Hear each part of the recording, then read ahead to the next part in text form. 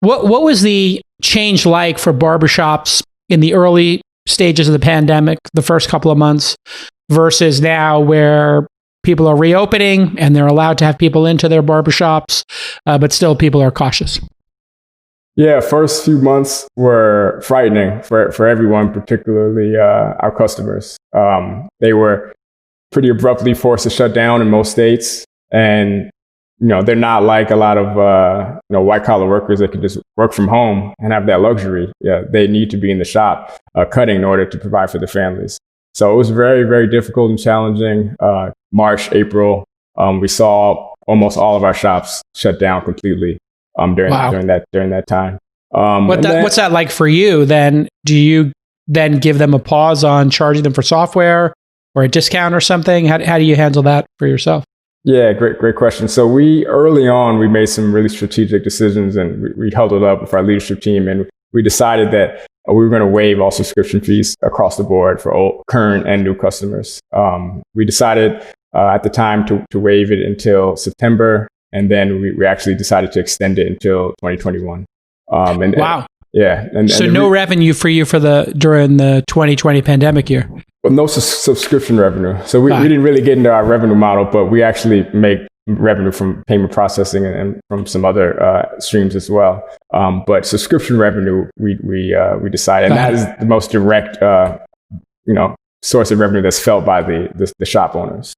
Got it. Yeah. So where do they pay 5% or 10% to pay for fees associated with the credit card? No, they pay standard, 2.9 plus 30, give or take, that you would find with other similar companies. And then we have a portion of our revenue that is the booking fee that the actual client, the person getting the haircut, pays. Yeah. So they pay $1 or $2 to book the exactly slot? When they book and pay. So if you opt into booking and paying, kind of like that Uber experience where you're just in and out, don't have to worry about cash, then you'll pay a slight premium for it. And then if you decide to book without paying, in that case, you wouldn't pay anything extra. And do you build individual apps for each barbershop, or do you have like a central barbershop app for people to use to aggregate demand?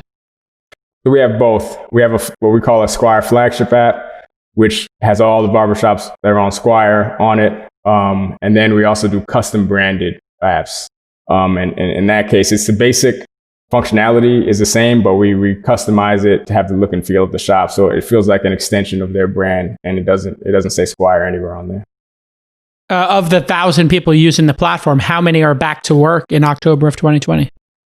Fortunately, overwhelming majority are open back up, and not many have shut down for good, which is really good, because that's what we were concerned about, that some shops just wouldn't be able to sustain themselves. But barbershops are very, very resilient businesses, and they typically do very well in the economic downturns. Nobody thought about a pandemic happening. That's probably the only circumstance that caused them to close the doors.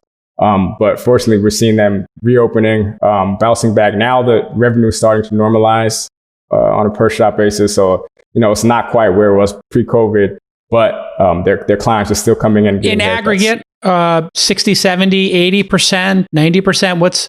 What's the average barbershop doing now compared to what they did last year without COVID? Yeah, I would say on average, probably around 85 to 90%. That's amazing. There's some outliers. California, for example, was shut down much longer.